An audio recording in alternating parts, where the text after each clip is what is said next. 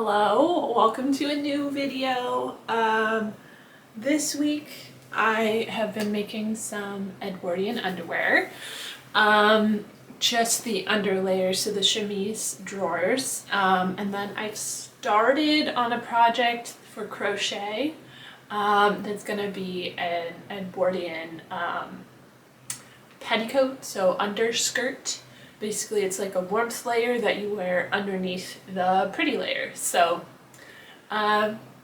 welcome and let's go. So I was working on that shirt that I matched those pants I was working on yesterday and ended up hurting my back.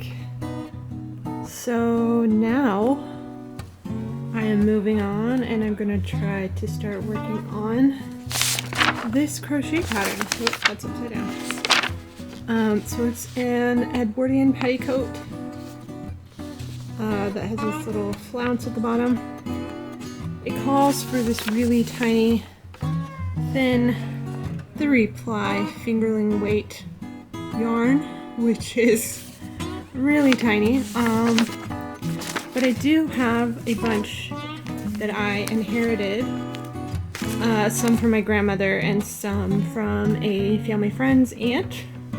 But it's basically a rainbow. I don't have a lot of any one color.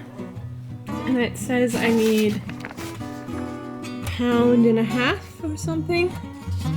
Let's see. Yes, 1.5 pounds. So that might be all of this. I'm not sure. I've never crocheted anything this big before. So I basically just decided I'm going to crochet it in a rainbow. You might be able to tell, but I have a lot of green. All that is green. I have a little purple and a little blue. About the same of orange and pink. And then just one of them of white. So, not exactly sure how this rainbow of sorts will turn out, but it's gonna have a lot of green.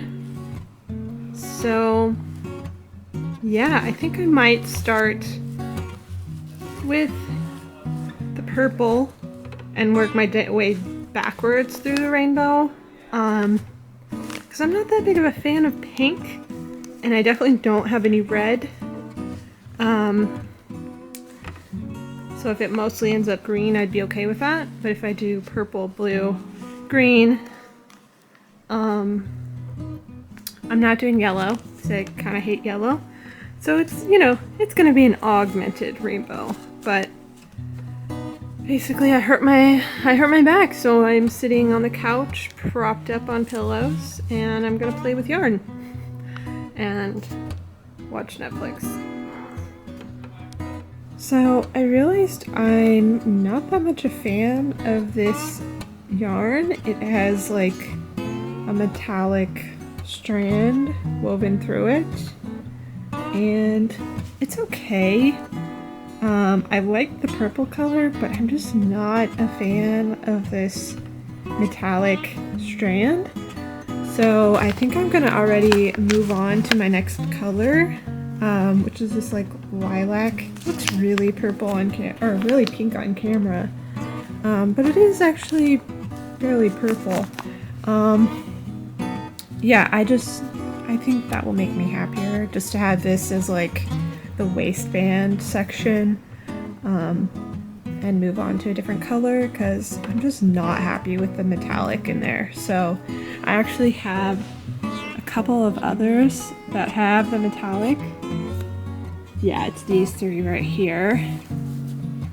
And I don't think I'm going to use them because I don't like it in this as like something I'm going to wear. It's not going to make me happy. So yeah, I'm gonna stick to the matte ones, and that will make it slightly more of a rainbow because I may have to move on to the like orange and pink by the end, but I'm not sure. We'll just have to see what happens. I may just end up with the green, but we'll see. I don't know. I actually have zero idea how much of this I'm gonna actually need because it's a vintage pattern, and this is all vintage, like inherited stash yarn. So I'm just kind of winging it. Normally, if I was gonna pick a pattern like this, I would like go and buy the yarn, but I'm really trying to just use what's in the stash. So that's where I'm at. Also, this one was like the 4-ply instead of 3-ply, so I can't use that one. So yeah, I've got this lilac color. It's a very faint purple.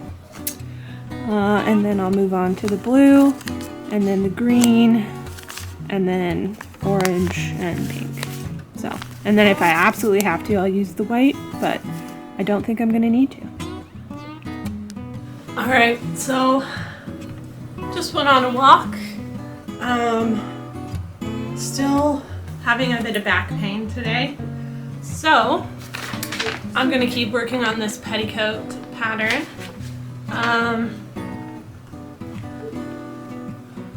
I got a little farther last night. I did 2 rows of this lilac purple. So I'm just gonna continue working on this while watching YouTube. So, yay.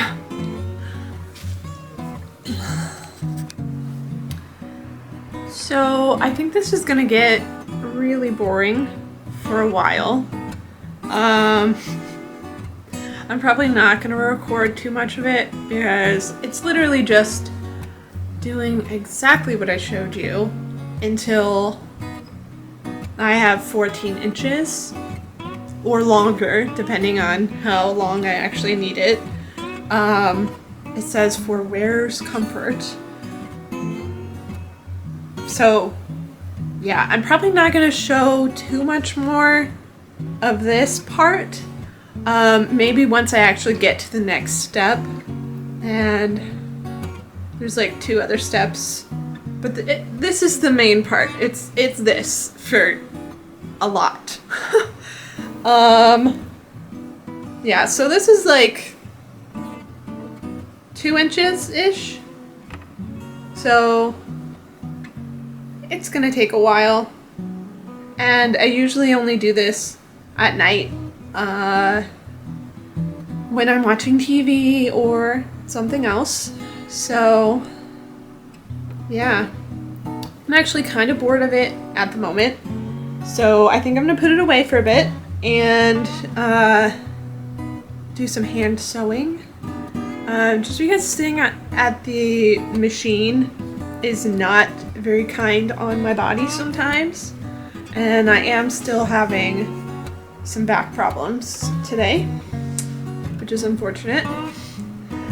I did go for a walk and that seemed to help a bit, weirdly. But yeah, I'm just not gonna move from the couch much other than my walk. I did some light, not yoga, but stretching. And yeah, I'm bored with this now. So I'm gonna put this away and go grab some sewing. I do have a couple things that need some hand sewing, so I think I'm gonna work on that for a while. And then maybe watch a movie. Yeah.